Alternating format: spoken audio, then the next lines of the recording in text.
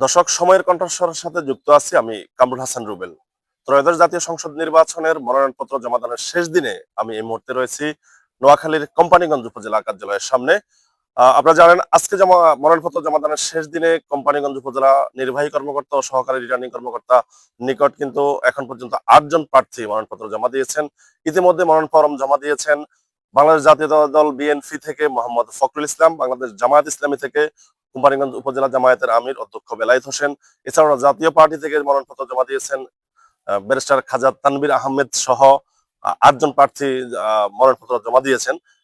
স্বতন্ত্র হিসেবে মনোনয়নপত্র জমা দিয়েছেন সবচেয়ে আলোচিত যে নামটি, সাবেক বিএনপি নেতা ব্যারিস্টার মওদুদ আহমেদের সহধর্মিণী এবং সাবেক সংসদ সদস্য হাসনাত জসিমউদ্দিন মওদুদের পক্ষে মনোনয়নপত্র জমা দিয়েছেন। স্বতন্ত্র প্রার্থী হিসেবে আরো মনোনয়নপত্র জমা দিয়েছেন ইঞ্জিনিয়ার মোহাম্মদ নওশাদ, এবং ইতিমধ্যেই মনোনয়নপত্র জমা দিয়েছেন স্বতন্ত্র হিসেবে অ্যাডভোকেট মোহাম্মদ ইউনুস সুমন। এছাড়াও ইনসানিয়াত বাংলাদেশ থেকে মনোনয়নপত্র জমা দিয়েছেন তৌহিদুল ইসলাম।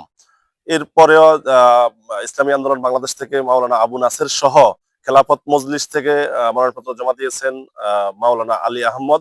আপনারা জানেন, নোয়াখালী 5 আসনটি অত্যন্ত আলোচিত একটি আসন, যে আসনটিতে ইতিমধ্যে যারা প্রতিনিধিত্ব করেছেন বিএনপি স্থায়ী কমিটির সদস্য ব্যারিস্টার মওদুদ আহমেদ, অনেক জাতীয় নেতা প্রতিনিধিত্ব করেছেন, সেই হিসেবে কিন্তু এই আসনটি অত্যন্ত জনপ্রিয় এবং বিএপি আসন নামে খ্যাত এই নোয়াখালী 5।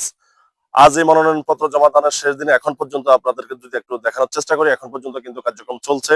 এখন বিকেল 5টা পর্যন্ত কিন্তু আমরা যেই খবরটি আপনাদেরকে জানানোর চেষ্টা করছি, বিকেল 5টা পর্যন্ত এখন পর্যন্ত কিন্তু ভিড় রয়েছে মনোনয়নপত্র জমা দানের। রিটার্নিং কর্মকর্তা, সহকারী রিটার্নিং কর্মকর্তা মোহাম্মদ মাসুদুর রহমানের কক্ষে কিন্তু এখনো পর্যন্ত অনেক প্রার্থী রয়েছেন, তারা মনোনয়নপত্র জমা দানের জন্য চেষ্টা করছেন।